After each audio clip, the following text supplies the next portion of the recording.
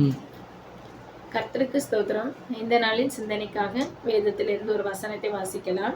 எரேமியா தீர்க்கதரிசியின் புஸ்தகம் 17வது அதிகாரம் அதனுடைய 7வது வசனம். எரேமியா 17:7. கர்த்தர் மேல் நம்பிக்கை வைத்து கர்த்தரை தன் நம்பிக்கையாக கொண்டிருக்கிற மனுஷன் பாக்கியவான். கர்த்தர் மேல் நம்பிக்கை வைத்து, நம்முடைய நம்பிக்கை நாம் யார் மேல் வைக்க வேண்டும்? நம்முடைய நம்பிக்கையை நாம் கர்த்தர் மேல் வைக்க வேண்டும். கர்த்தர் மேல் நம்முடைய நம்பிக்கையை நாம் வைத்தால் அந்த நம்பிக்கையானது உண்மையாகவே ஒரு நம்பிக்கைக்குரியனதாக இருக்கும். ஆனால் அதே நேரம் நம்முடைய நம்பிக்கையை நம்ம ஒரு மனிதர்களிடத்தில் வைத்தோமானால் அவர்கள் அந்த நம்பிக்கை ஏதாவது ஒரு எதிர்பார்ப்புக்காக வேண்டி மட்டுமே நம்மை சார்ந்து கொள்வார்களே தவிர உண்மையாகவே அவர்கள் நம்மை நம்ப மாட்டார்கள். நம்மாலும் அவர்களை நம்ப முடியாது ஒரு சில நேரங்களில். ஆனால் கர்த்தர் சொல்லுகிறார், கர்த்தர் மேல் நம்பிக்கையா இருக்கிற மனுஷன் பாக்கியவான். கர்த்தர் மேல் நம்பிக்கை வையுங்கள் என்று சொல்லப்பட்டிருக்கிறது. வேதத்திலிருந்து நாம் பார்ப்போமானால் தானியேல் தீர்க்கதரிசியின் புஸ்தகத்தில் நாம் பார்த்தால் சிங்கங்களின் கெபியில் தானியேலை தூக்கி போடுகிறார்கள். அப்போது அந்த நாட்களில் ஜனங்கள் தானியேலுக்கு எதிராக எவ்வளவோ குற்றம் சுமத்தலாம் அப்படின்னு சொல்லி பார்க்குறாங்க. ஆனால் தானியேலுக்கு மேலே அவங்களால குற்றம் கண்டுபிடிக்க முடியாத காரணத்தினால ராஜாட்ட சொல்கிறாங்க, இந்த தானியேல் இடைவிடாமல் தினமும் 3 வேளையும் இவன் ஜெபித்து வருகிறான். அதனால நீ இப்போ நம்ம நாட்டின் கட்டளையை நம்ம மாற்றணும். ராஜாவை தவிர வேற யாரையும் இங்குள்ள ஜனங்கள் வணங்கக்கூடாது அப்படின்னு சொல்லிட்டு அப்படின்னு ஒரு கட்டளை ராஜா பிறப்பிக்கிறான் ஜனங்களுடைய வார்த்தையை கேட்டு.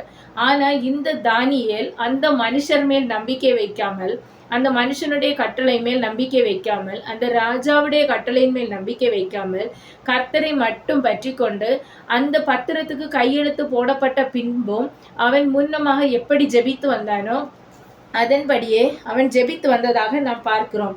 தானியேல் 6:10 பார்க்கிறோம், தன் அறை வீட்டுக்குள்ளே போய் எருசலேமுக்கு நேராக பலகணிகள் திறந்திருக்க அங்கே அவன் தினமும் விண்ணப்பம் பண்ணி வந்தான் அப்படி என்று சொல்லுகிறார்கள். அப்படி அந்த தானியேலை ஜெபிக்கிற விஷயத்தில் குற்றம் கண்டுபிடித்து ராஜாவின் முன்பாக கொண்டு போகிறார்கள். அப்போ ராஜா அவர்களுக்கு சொல்லுகிறார், இவரை தூக்கி சிங்க கபியில் தான் போட வேண்டும் அப்படின்னு சொல்லிட்டு. ஜனங்கள் அதற்கு ராஜாவுக்கு ரொம்ப சப்போர்ட்டா இருக்கிறாங்க. ராஜாவால வாக்கு மாறவும் முடியல. அப்போ அப்படியே அந்த தானியேலை தூக்கி சிங்க கபியில் அவங்க போடும்போது அந்த சிங்கங்கள் தானியேலுக்கு ஒரு மெத்தை மாதிரி இருந்த அவன் அந்த இடத்துல தேவனை நம்பினதுனால அந்த சிங்கங்கள் அவனை சேதப்படுத்தவே இல்லை. அதுக்கப்புறம் மறுநாள் காலையில ராஜா கேட்கிறாரு, நீ ஆராதிக்கிற தேவன் உன்னை தப்புவித்தாரா அப்படின்னு கேட்ட போது தானியேல் சொல்லுகிறான், நான் ஆராதித்த தேவன் என்னை தப்புவித்தார். இங்கு அவன் எந்த மனுஷன் மேல் நம்பிக்கை வைக்கவில்லை, கர்த்தர் மேல் நம்பிக்கை வைத்ததினால் என் ஜீவன் போனாலும் பரவாயில்லை என்று அந்த நம்பிக்கை கர்த்தர் மேல் வைத்ததினால் அந்த நம்பிக்கைக்கு பிரதிபலனாக அந்த இடத்தில் கர்த்தர் ஒரு அற்புதத்தை கட்டளையிட்டார்.